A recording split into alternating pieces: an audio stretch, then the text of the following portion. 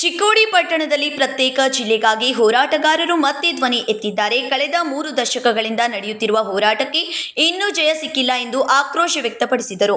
ಚಿಕ್ಕೋಡಿ ಪ್ರವಾಸಿ ಮಂದಿರದಲ್ಲಿ ನಡೆದ ಸುದ್ದಿಗೋಷ್ಠಿಯಲ್ಲಿ ಜಿಲ್ಲಾ ಹೋರಾಟಗಾರರು, ಮರಾಠಧೀಶರು, ಕನ್ನಡಪರ ಸಂಘಟನೆಗಳು ಹಾಗೂ ರೈತ ಸಂಘಟನೆಗಳ ಪ್ರತಿನಿಧಿಗಳು ಭಾಗವಹಿಸಿ ಸರ್ಕಾರದ ವಿರುದ್ಧ ಗಟ್ಟಿಯಾಗಿ ಧ್ವನಿ ಎತ್ತಿದರು. ಬೆಳಗಾವಿ ರಾಜ್ಯದಲ್ಲಿ ದೊಡ್ಡ ಜಿಲ್ಲೆ, ಸುಮಾರು 50 ಲಕ್ಷಕ್ಕೂ ಹೆಚ್ಚು ಜನಸಂಖ್ಯೆಯನ್ನು ಹೊಂದಿದೆ. ಇಂತಹ ಪರಿಸ್ಥಿತಿಯಲ್ಲಿ ಬೆಳಗಾವಿಯನ್ನು ವಿಭಜಿಸಿ ಚಿಕ್ಕೋಡಿಯನ್ನು ಪ್ರತ್ಯೇಕ ಜಿಲ್ಲೆ ಮಾಡಬೇಕೆಂದು ಆಗ್ರಹಿಸಿದರು. ಹೋರಾಟಗಾರರು ರಾಜ್ಯದ ಜನಪ್ರತಿನಿಧಿಗಳ ಭಾವಚಿತ್ರಗಳನ್ನು ಹಿಡಿದು ಸರ್ಕಾರದ ವಿರುದ್ಧ ಘೋಷಣೆ ಕೂಗಿದರು.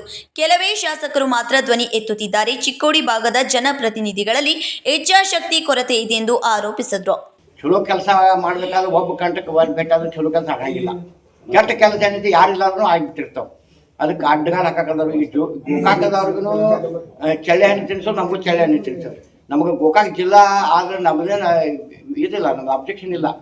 ಮತ್ತು ನಮ್ಮ ಜಿಲ್ಲಾ ಆದ್ರೂ ಅದು ಅಬ್ಜೆಕ್ಷನ್ ಇಲ್ಲ. ಅದಕ್ಕೆ ಎರಡೂ ಜಿಲ್ಲಾ ನಾವು ಡಿಕ್ಲೇರ್ ಮಾಡಿದ್ರೆ ಈಗಾಗಲೇ ಹೇಳಿದ್ದೀವಿ.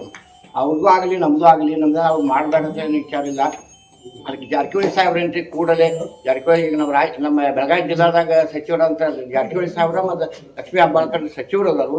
ಇವರಿಬ್ಬರು ಮನಸ್ಸು ಮಾಡಿದ್ರೆ ಆಗಿನಾಗ ಜಿಲ್ಲಾ ಆಗ್ತೈತಿ. ಮತ್ತು ಈಗ ಏನು ಇಲ್ಲಿ ತಕ್ಕ ಅವರೆಲ್ಲ ನೋಡಿದ ಇಲ್ಲಿ ಸಮಸ್ಯೆಗಳನ್ನ ಗೊತ್ತದೆ. ಅಥಣಿ ತಾಲೂಕಾ, ಕಾಗವಾಡ ತಾಲೂಕಾ, ರಾಯಬಾಗ ತಾಲೂಕಾ, ಕುಡ್ಚಿ ತಾಲೂಕು ಇರತಕ್ಕಂಥ ಅನೇಕ ಸಮಸ್ಯೆಗಳು ಬಗೆಹರಬೇಕಂದ್ರೆ ಚಿಕ್ಕೋಡಿ ಜಿಲ್ಲೆ ಆಗ್ಬೇಕು. ಇಷ್ಟಾಗಲೇ ನಮ್ಮ ಚಿಕ್ಕೋಡಿಯಲ್ಲಿ ಎಲ್ಲ ಆಫೀಸ್ಗಳು ಬಂದಾವೆ. ಈಗಾಗಲೇ ಎಲ್ಲ ಆಫೀಸ್ಗಳು ಆಗಿದಾವೆ. DC 1 SP ಆಫೀಸ್ ಒಂದು ಆದ್ರೆ ಮುಗಿದು ಜಿಲ್ಲಾ ನ್ಯಾಯಾಲಯ ಆಗಿದೆ. ಆಮೇಲೆ ಮತ್ತೆ KSRTC ಶಿಕ್ಷಣ ಮತ್ತು DDPO, DDPI ಎಲ್ಲ ಆಫೀಸ್ಗಳು ನಮ್ಮ ಚಿಕ್ಕೋಡಿಯಲ್ಲಿ ಈಗಾಗಲೇ ಕೆಲಸ ನಿರ್ವಹಿಸಕತ್ತಿದ್ದಾವೆ. SP ಆಫೀಸ್ ಒಂದು, DC ಆಫೀಸ್, 2 ಆಫೀಸ್ ಅವ್ರಿಗೆ ಬಂದ್ರೆ ಮುಗಿದ ಜಿಲ್ಲಾ ಕೆಲಸವಾಗ್ತದೆ. ಆದರೆ ಸರ್ಕಾರ ಘೋಷಣೆ ಮಾಡ್ಬೇಕು. ಶೈಕ್ಷಣಿಕ ಜಿಲ್ಲೆ ಅಂತಕ್ಕಂಥದ್ದು ಭಾಳ ಸಾಧ್ಯ ಘೋಷಣೆ ಮಾಡಿ, ಆದರೆ ಕಂದಾಯ ಜಿಲ್ಲಾ ಆಗಬೇಕು ಅಂತಕ್ಕಂಥ ಇಚ್ಛೆ ನಮ್ಮೆಲ್ಲದೆ ಮತ್ತು ಜನರ ಸಲುವಾಗಿದೆ. ಇದು ಏನು ಜನರ ನಮ್ಮ ಭಾಗ ಜನರಿಗೆ ಬೆಳಗಾವಿ ಹೋಗಿ ಬರ್ಲಿಕ್ಕೆ ಭಾಳ ತೊಂದರೆ ಆಗಿದ್ದರಿಂದ ಘೋಷಣೆ ಆಗಬೇಕು. ಅಕ್ಟೋಬರ್ 2 ಒಂದು ಲೈನ್ ಕೊಡೋಣ ಅವ್ರಿಗೆ. ಅಕ್ಟೋಬರ್ 2 ದಿವಸ ಗಾಂಧಿ ಜಯಂತಿ ದಿವಸ ಗಾಂಧಿ ಅವರು ಅಹಿಂಸಾತ್ಮಕ ಹೋರಾಟ ಮಾಡಿ ನಮ್ಮ ದೇಶಕ್ಕೆ ಸ್ವತಂತ್ರ ಕೊಟ್ಟಾರ. ಹಿಂಸೆ ಮಾಡಿಲ್ಲ ಅವರು. ನಾವು 30 ವರ್ಷ ಏನು ಹಿಂಸೆ ಮಾಡಿಲ್ಲ.